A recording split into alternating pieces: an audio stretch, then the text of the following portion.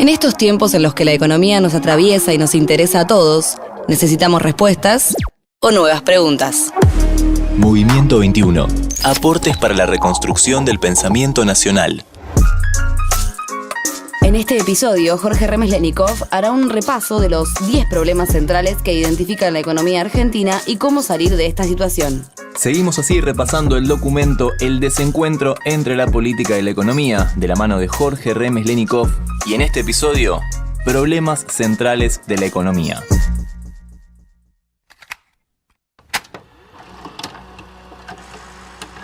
Argentina tiene muchos problemas económicos y obviamente sociales. Tratando de hacer una síntesis, yo diría que hay al menos 10 problemas centrales. Uno es la inflación. Es importante controlar porque reduce el ingreso de los trabajadores, genera inestabilidad en el tipo de cambio, disminuye la capacidad de ahorro, desalienta la inversión porque nadie sabe cuáles van a ser los precios en el futuro. Y hay un trabajo del Banco Mundial que dice que ningún país en el mundo crece con una inflación de más del 20%. Y Argentina es un ejemplo. Desde el año 10, 11 que tenemos una inflación superior al 20, no crecemos nada. Pasan los gobiernos de diversos colores y la inflación persiste en Argentina. En un contexto internacional complicado, las monedas de todas las economías emergentes cayeron. Pasó en Brasil, pasó en México, pasó en Colombia, pasó en Chile. Pero ninguna otra cayó tanto como el peso argentino. El otro tema es el Estado. Se habla mucho de que el Estado presente, y es una mentira, porque el Estado presente no se lo debe medir por la cantidad de gastos, sino por la calidad de los servicios que presta ese Estado. Y obviamente, desde el año 2003, el Estado prácticamente aumentó 80%, el tamaño del Estado en relación al PBI. Pero fundamentalmente porque incorporaron más personal, que no necesariamente tiene la calidad requerida y eran necesarios. Y jubilados que no habían hecho los correspondientes aportes y subsidios a las tarifas. Por eso aumentó. Pero no aumentó porque la calidad de la educación se duplicó, se explotó, digamos, no. Y obviamente el tener un Estado que ha crecido tanto sin dar buenos servicios aumentó la presión tributaria. Y Argentina tiene, en su historia, la presión tributaria que tenemos hoy día es la más alta de nuestra historia. Y pusimos cualquier tipo de impuesto. Hay 170 impuestos y tasas. Entonces uno dice, escucha, ¿y eso a dónde va? Y va, qué sé yo, ¿a dónde va? Va al Estado. Bueno, ese Estado no sirve. Ese Estado, a mi modo de ver, es enorme, costoso y está semidestruido. En estas cosas, sobre todo en la cuestión del Estado, uno tiene que hacer un programa a 10, 15 años. El otro problema, es el tipo de cambio. En estos 38 años de democracia hemos probado todos los regímenes. Control total hasta libertad total. Movimientos de capitales, no movimientos de capitales. Política administrada, no administrada. Y lo cierto es, ¿cómo hace una empresa una política exportadora si no sabe cuántos pesos va a recibir cuando venda la mercadería? Imposible. Y por eso sacando este año que aumentó de precios, pero hacía 10 años que las exportaciones no crecen. El cuarto tema es la educación. Cuando se hacían las pruebas PISA y demás, figuramos en los últimos lugares. Y si nosotros no invertimos, invertir en términos de calidad en la educación y en ciencia y tecnología no podemos crecer. Pero acá hay una mentira. La inversión desde la última década del siglo pasado a la fecha aumentó muchísimo. Y sin embargo no mejoró la educación. ¿Por qué? Porque no hemos discutido nunca un programa pedagógico de qué hacer con los niños, con los jóvenes y después los universitarios. El quinto problema es el empleo. Nosotros tenemos, en términos relativos, hay poca gente que trabaja, en términos relativos, y hay mucha informalidad. Y eso le hace mucho daño a la economía, a la sociedad y a la persona, porque un informal no tiene ni obra social ni jubilaciones.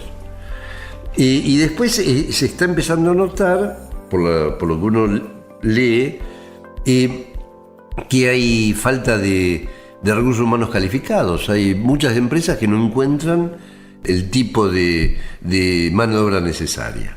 El sexto tema, que de alguna manera lo dije, es la falta de ahorro e inversión. Estamos en el 15% del producto cuando debería ser el 25%. Hay falta de financiamiento por la inflación, por lo que sea, y también por la fuga de capitales. La pregunta que contestar sinceramente es ¿por qué la gente se va? ¿Por qué lleva su dinero afuera? Porque no tienen posibilidades de hacer un buen negocio o tienen inseguridad jurídica. Nada más que por eso. El séptimo tema es la cuestión de la productividad, que dije que estaba estancada en lo que va de este siglo, y la competitividad que cuando se hace un ranking de 80, 90 países estamos en los últimos lugares. Sin productividad no hay desarrollo, porque no mejoran los salarios, y sin competitividad no podemos exportar para importar las cosas que necesitamos. El octavo problema que yo veo es que nunca hemos discutido sensatamente qué perfil productivo queremos para la Argentina. ¿Cómo nos quisiéramos ver en el 2030? No hemos discutido cómo tener un programa de desarrollo que integre a todas las regiones. Y lo mismo con las pymes. Todos los gobiernos dicen que hay que promover, proteger a las pymes. Nunca se hizo nada. El noveno problema es la inserción en el mundo. El mundo está cada vez más interconectado. Uno no puede vivir, como decía alguien, con lo nuestro. Eso es una tontería. Todos los países exportan para poder importar y para poder producir lo que más saben producir. Y gracias a eso crecen. Entonces, si ve que el mundo va para un lado, uno tiene que ir para ese lado. Y el último tiene que ver con la pobreza, el ascenso social. La pobreza es una consecuencia. La pobreza para nada se arregla con subsidios. Los subsidios deben existir como algo transitorio. Y acá lo que discutimos es la cantidad de subsidios que vamos a dar. Fíjense ustedes, nunca se discute por qué hay pobres, por qué duplicamos a los pobres que había en la dictadura. Siempre discutimos en las campañas las promesas, me gustan más, me gustan menos, porque uno puede decir yo quiero crecer, yo quiero esto. Bueno, muy bien, está fantástico. ¿Con qué? ¿Cómo? Y esto es central. Son tantas cosas que hay que hacer y hay tan pocos instrumentos de política y tan poco dinero. Yo creo que es fundamental que haya un acuerdo político entre las dos agrupaciones más importantes y que se sumen todos los otros que quieran. ¿Por qué? Porque eso es lo único que va a garantizar que las cosas que se decidan se mantengan a lo largo del tiempo, más allá de que cambie el gobierno. Pues la vida política es una negociación. La política tiene que dar el primer paso, darse la mano, y después que se haga el acuerdo de la política, sí llamar a los empresarios y a los trabajadores y a los movimientos sociales, claro está. Pero primero lo primero, e insisto y termino, es crucial un acuerdo político, luego social y económico, para poder revertir este larguísimo periodo democrático, muy bueno en muchas cosas y con muchos sinsabores en lo económico y en lo social. De esta manera terminamos el repaso por el documento El desencuentro entre la política y la economía de Jorge Remes Lenikov. Si tenés dudas sobre cómo se encuentra la economía argentina y cómo debería funcionar una economía normal, no dudes en escuchar los episodios anteriores.